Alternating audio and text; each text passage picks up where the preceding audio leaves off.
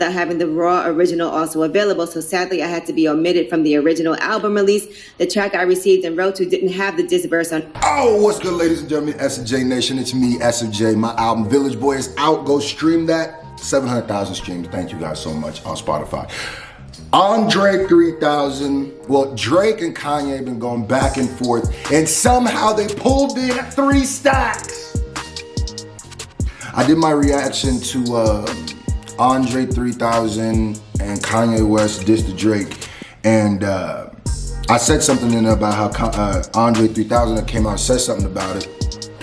So I decided to, react to the Breakfast Club's reading of that or talking about it. So let's figure out what happened and how André ended up on this and what his thoughts are, man. Because André wasn't gonna take this sitting down. This is the Rumor Report. Yeah, he said, I ain't taking this sitting down, bro.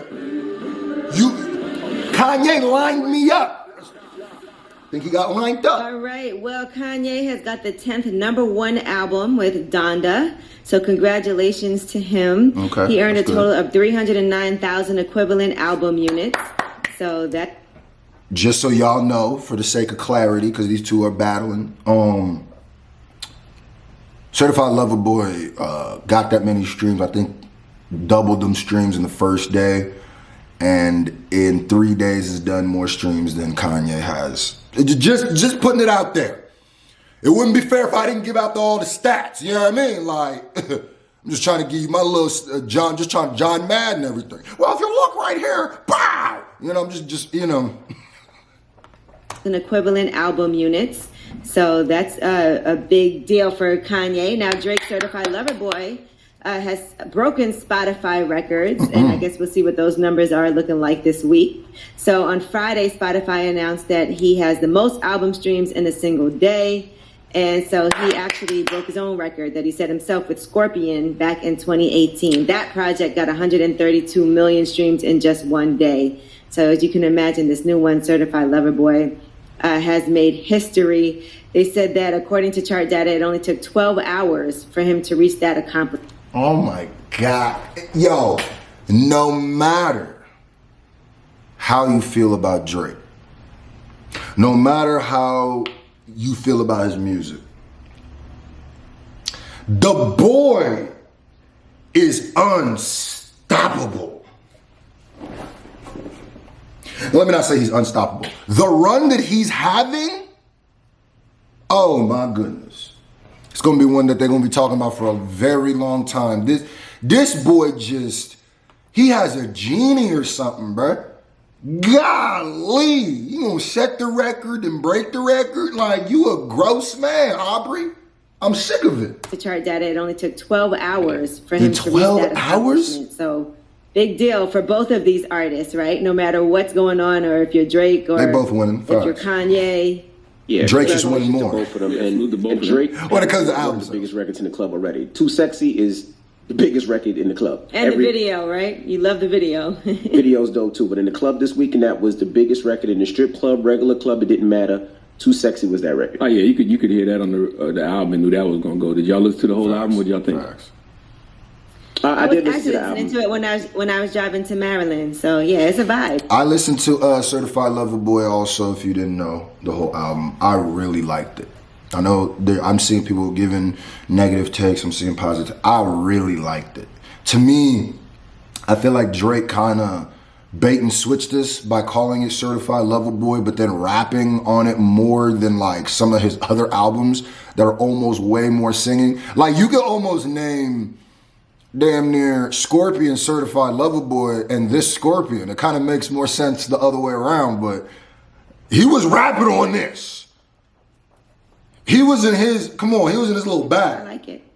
There's a lot of quotables on there. People were looking for things to put in their bios on social media. A lot of great quotables. That's Angela Yee, by the way. Shout out to you. I think it was too long. I think it was too many songs. I think the vibes are when he's rapping. I love when Drake raps. The other one's not for me, but I love when Drake raps. When Drake raps.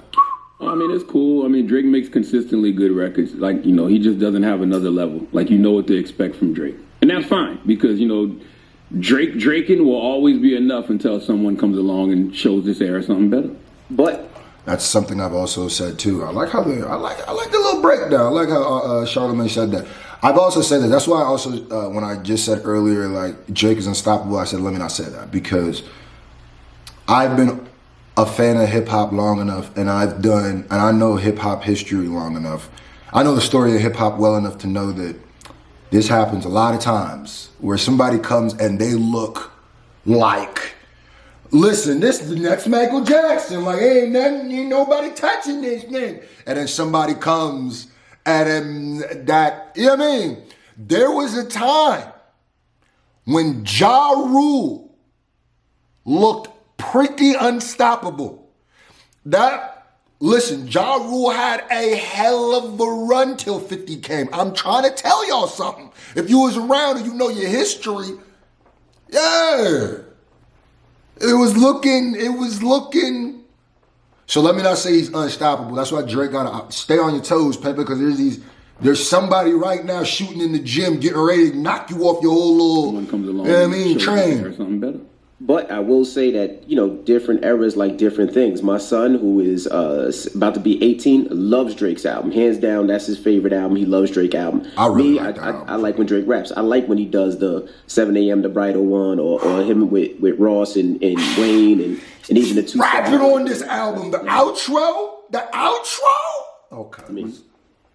And he's a certified lover boy. I kind of felt like it was going to be more of an R&B vibe on this one just because of the title. No, it was to me, that's what I anticipated. He baiting and switching. There's a lot of drama, like we said, going on behind the scenes now. Andre 3000 has had to release a statement, and that was clarifying his contribution to an unreleased Donda track, Life of the Party. Drake actually leaked the song on his show.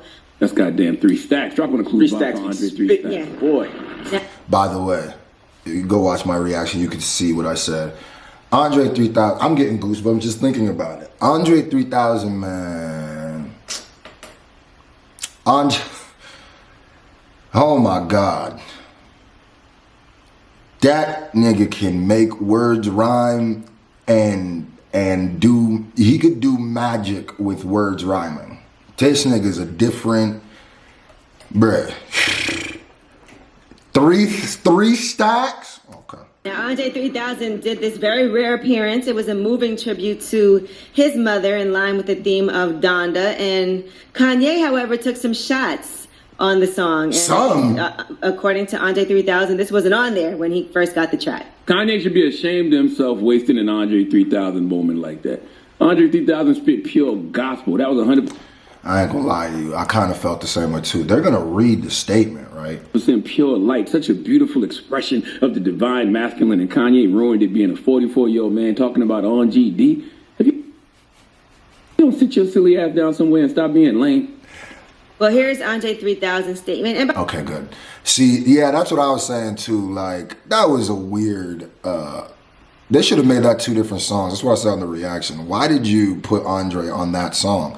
Why would you set him up like that? That's the weirdest thing. So you like deprived us of your best song or Andre's verse. I haven't heard Donda yet, but let me not say that. Andre's verse because you wanted to diss Drake on it. Like, cut it in half. You always do that. Switch the beat up a little bit for your thing. Throw some, throw your little Kanye on there and make it a whole different song, bro. You could have made one play into the other, but call them 2 different songs, so this never happened. Like 2 different tracks. By the way, let's be clear, this was unreleased. So I'm assuming we weren't supposed to hear this. But even as an artist, after you hear Andre 3000 spill it, and that's why, and that's another reason why Drake is playing chess right now. The reason Drake dropped this was to make Kanye look crazy. That's a fact. He knew people were going to do this, and that's exactly what people are doing. But he did. How could you have somebody write you something like that? We also don't know if Kanye wrote that part first and then sent it. We don't know. I mean, I don't know. And so here's Andre 3000's statement. A few weeks ago, Kanye reached out about me being part of the Donda album. Hold on. All right. A few weeks ago, Kanye reached out about me being part of the Donda album. I was inspired by his idea to make a musical tribute to his mom. It felt appropriate to me to support the Donda concept by referencing my own mother who passed away in 2013. We both... If you hear his verse, that's exactly what he did. You could tell that's, share that loss. I thought it was a beautiful choice to make a clean album, but unfortunately, I didn't know that was the plan before I wrote and recorded my verse. It was clear to me that an edited, clean format of the verse would not work without having the raw original also available. So sadly, I had to be omitted from the original album release. The track I received and wrote to didn't have the diss verse on. That's why you took him off, Kanye? That's why you took him off? That's why you took him off? Because I did notice the things that I have heard from Donda have all been censored. Which is weird, because if you knew you were going to censor your album, why would you even curse? Anyway. You couldn't make an exception for my man? Because, of course, André would have been, I'm sure he would have been cool with a censored version, right?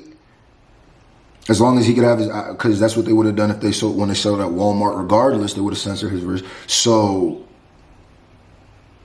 what? Come on, yeah. Tell me you didn't take this nigga off because he was cursing, because he was saying bad words.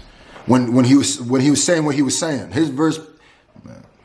And we were hoping to make a more focused offering for the Donda album, but I guess things happen like they are supposed to. Yeah. So he said he also wanted to be on Certified Lover Boy, by the way. He said, I just want to work with people that inspire me. Hopefully I can work with Kendrick on his album. I love to work with Lil Baby, Tyler, and Jay-Z. I respect them all. Yeah, I thought the whole Donda album. So basically, you set him up. You set him up, yeah? He didn't really set him up. Drake more set them all up. But he ain't know? He ain't know it's this time? Okay. I see what that is. It's messed up. But at the end of the day, the true villain in all of this is Drake. Drake is sitting somewhere.